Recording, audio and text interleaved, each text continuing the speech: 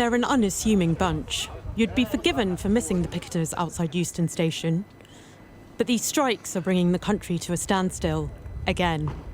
The RMT union rejected on behalf of its members a 9% pay rise over 2 years that was linked to major workplace reforms. It's not acceptable. It doesn't meet the demands in the dispute. They know that. They knew that when it was offered. And certainly when they clarified what they meant by it, what they want us to do is call off the dispute and then go into another set of negotiations without any leverage at the table. And we simply can't do that. You don't disarm yourself halfway through a campaign. And they're asking us to call off all our action to declare that the dispute is over when only half of the issues have been negotiated.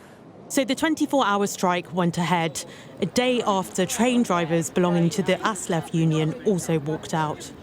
Little or no train services were running across large parts of the country. These are the first nationwide rail strikes since February, and the RMT union has had its mandate extended for another 6 months, raising the possibility of further strike action. But no side is backing down, with the government adamant that its latest pay offer is its best and final proposal.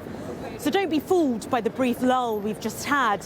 This is a bitter, grinding dispute with no end in sight. As ever, it's the passengers that are losing out.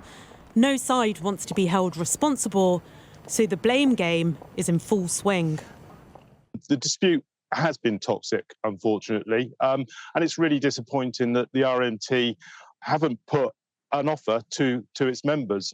Speaking to some of my colleagues who are members of the RMT, I know that they're angry that they haven't been given that opportunity to help resolve this dispute. For some, their patience is waning, but many others are still sympathetic to the cause. They do so much and they obviously, work really hard. I just think they should be getting paid more, to be honest. It's disrupted our plans. We're on our way to Eurostar, so it has incurred extra costs for us today. They should settle, to be perfectly honest, like the other unions have settled, and it's disrupting people's lives. It's been over a year since this dispute began, and while deals are being struck across other parts of the public sector, the RMT union is not backing down. Gurpreet Narwan, Sky News.